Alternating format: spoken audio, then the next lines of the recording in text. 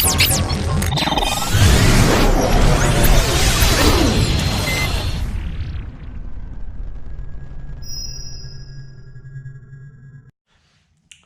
8th, 2009. Why was this day so memorable to me? Because not only was it one of the most traumatizing days I ever had in my life, but honestly, it was one of the scariest days I ever had in my life.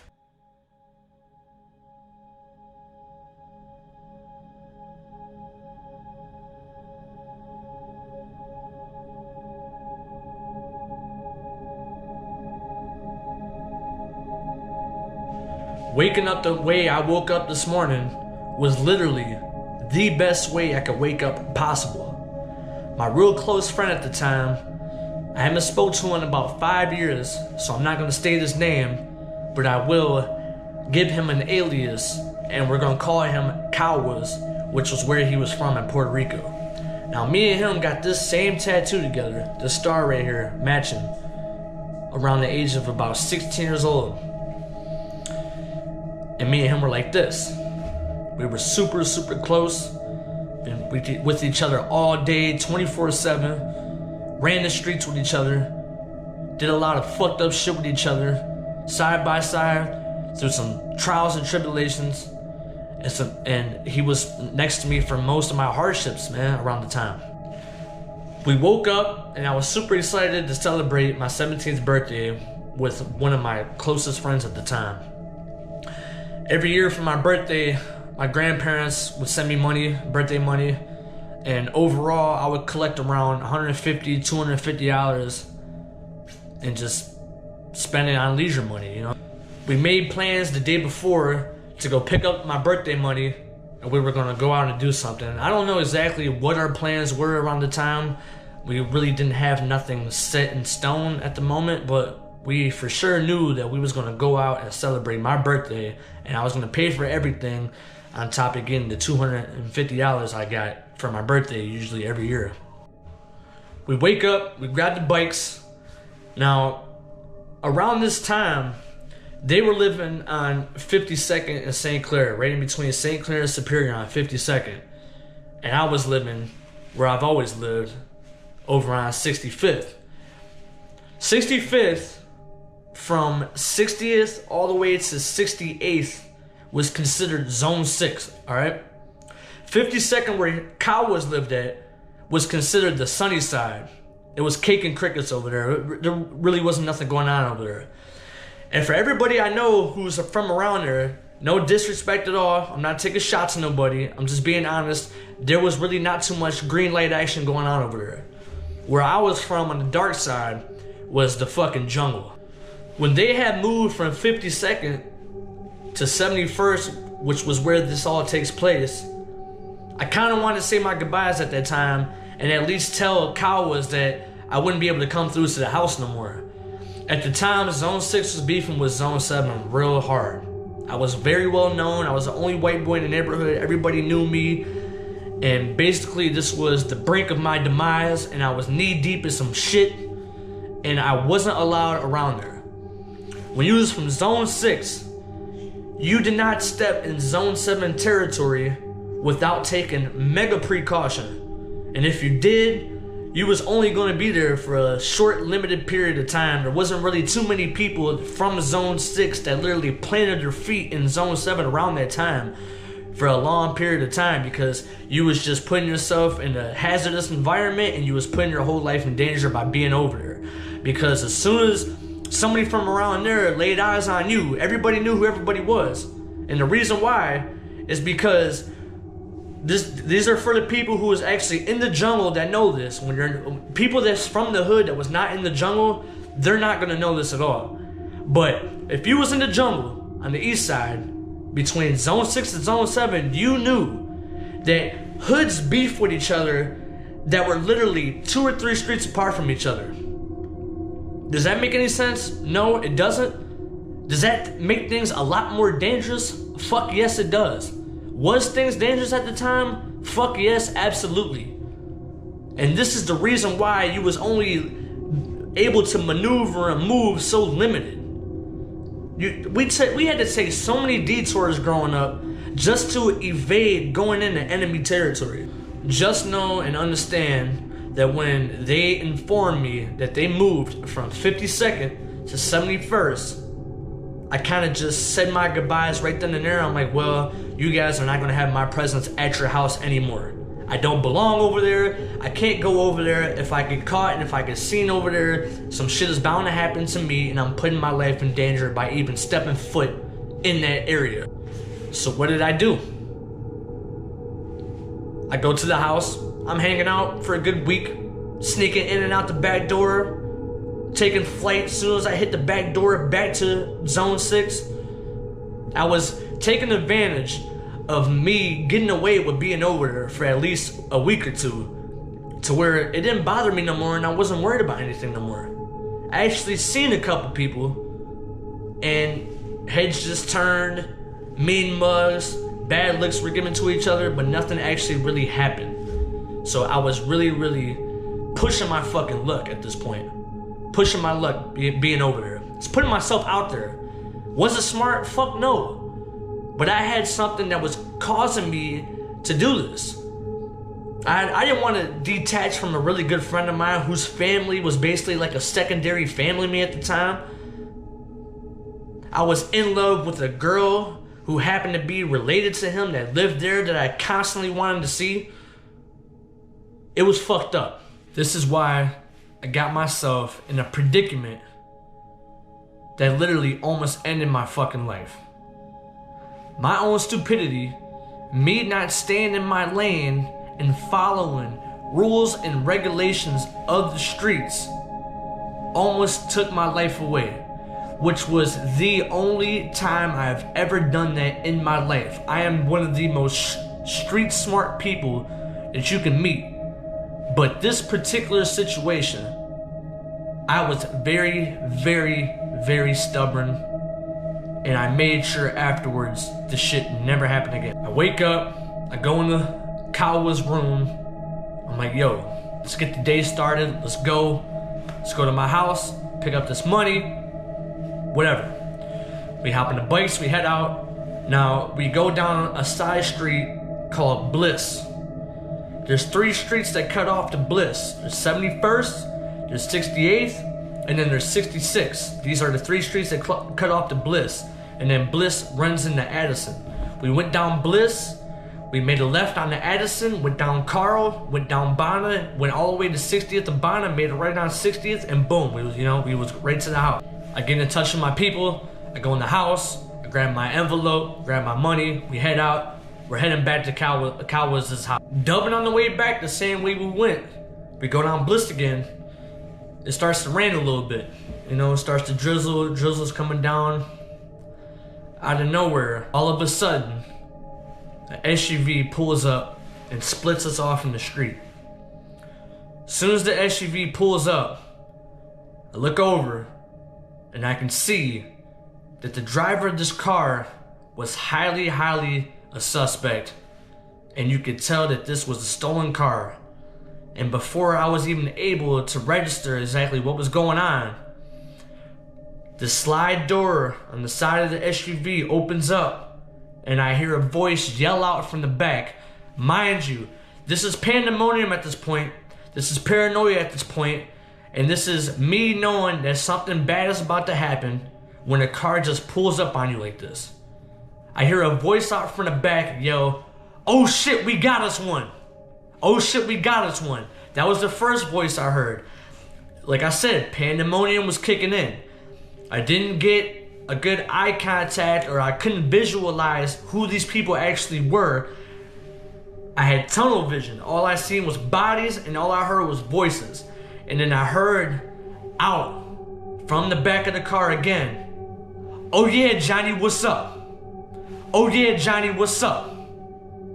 Once again, "Oh, we got us one." Followed up to, "Oh yeah, Johnny, what's up?" So immediately, I turn around. Kawa's is on the other side of the SUV. I can't even see him right now. But I just so happened to be on the corner of 68th, and because they were driving straight, going towards the dead end of Bliss, the only way to evade this vehicle was to make a immediate sharp left on the 68th, which is exactly what I did. So I made a sharp left and I just booked it on the bike. You know, I'm pedaling as hard as fuck, just trying to get the fuck away from these motherfuckers. So I hit it down 68th, and all of a sudden, my knees get weak. My head drops. What the fuck? So I'm sitting there thinking, Johnny, get yourself together. Johnny, you gotta go back. Did they just kill him? Is he shot? Johnny, get your shit together. I decided to turn around and go back. At this point, his life was the only thing that was important to me. Was his life. I turn around, I go back. As soon as I make my way back down 68th and back to Bliss, fucking cars coming my way now. 2 people hanging out on the sides of both of the slide doors, and I just see guns in the air, and they're coming directly at me. What the fuck do I do now? Once again, I catch myself turning back around to evade them. And as I'm pedaling hard as fuck with this SUV, driving as fast as they fucking can to catch up to me right behind me, I just slam the bike down and I take off through this yard of an abandoned house. As I'm running through this yard, at this point I have tunnel vision. I can't see what the fuck is on the side of me. I can't see what the fuck is on the other side of me. I just see me getting away just by going straight. I'm ducked down. I'm trying to be as aerodynamic as I possibly can. I'm in panic. I'm fucking trying to get out of there. And I just run as fast as I fucking can. And I dive head first through the window of the garage of this bando.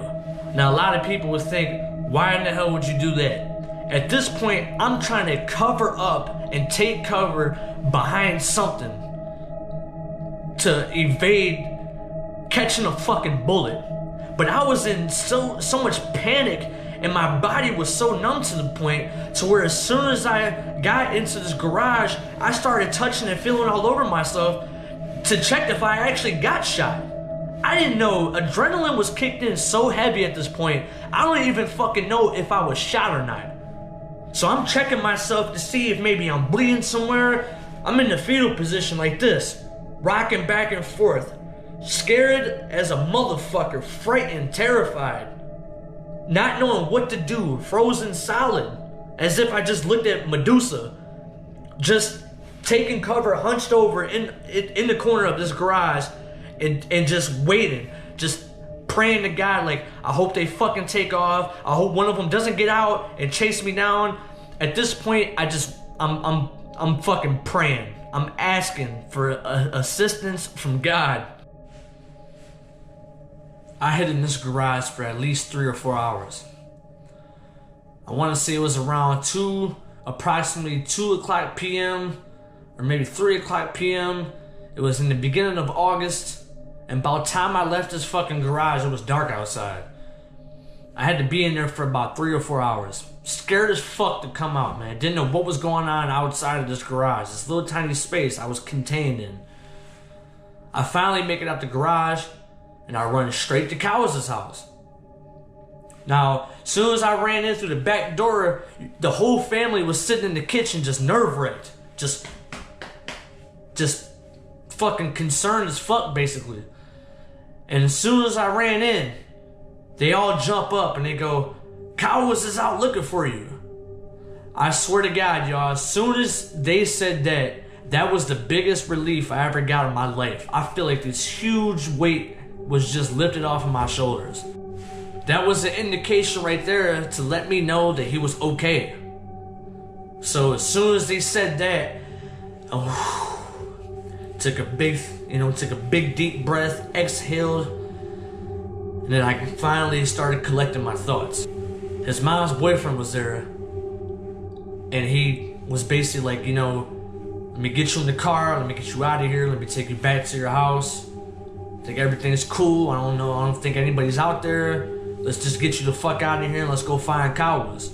I hop in dude's car. He takes me to my grandma's. Soon, my grandma's got a long driveway that goes to the house all the way in the back. And then when I get dropped off, as I'm walking through the driveway, guess who pops out the fucking cut? Cowas. Soon as Cowas sees me, he comes up and he slaps a fucking 25 in my hands and was like, "Come on, man, let's go." I'm like, "No, man, I'm trying to get the fuck out of here. I'm not going nowhere. I'm on my way out to Menor. I just got in touch with my cousins and shit. We're about to go out there. We're about to lay low. Let's just get the fuck out of here." And he, honestly, he was not on the same shit. I ended up talking him in to not doing anything crazy. And what we ended up doing is we ended up going out to Menor the next day, which was the suburbs, all the way out on the east side towards eastern Ohio. And we just laid low for a couple weeks till everything blew over. And when we came back, we literally followed simple fucking instructions. Now the whole moral of this story is if you can do whatever it is that you can to prevent putting yourself into a hazardous situation that could possibly bring harm into your life, by all means, completely avoid that. There's too many people letting irrelevant things such as females or drug transactions, something that is completely irrelevant, that is luring them in to these dangerous situations. By all means, if I could have avoided all that, I would have just stopped going over there for a while. I'm blessed to have my life, and I want to be the first to admit that yes, when I got shot at, my life flashed before my eyes. I know a lot of people from the hood that been shot that will admit and tell you same exact experience they had. If you're gonna sit here and tell me that you getting shot at or you actually getting shot did not scare the living fuck out of you, you are lying. You are lying and you're not being real. I see my life flash before my eyes. I was scared as fuck. By the grace of God, I'm still alive. I didn't get shot. My friend is still alive. We lived to tell the tale, and we learned a lot from this experience. Once again, I want to thank you all for watching this video. I hope you enjoyed. Welcome to Behind These Eyes Entertainment. I got a lot more videos for y'all. We're gonna have a lot of fun with this channel. I promise you, we're gonna have a lot of fun for this channel. Make sure you like, make sure you subscribe, make sure you comment, and I can't wait to give you guys more of this pure fucking amusement that I have to offer. With that being said, take care, everybody. I love y'all. Got so much respect for y'all. And I appreciate you showing love for your boy. All the support is very, very, very appreciated. Take care, y'all.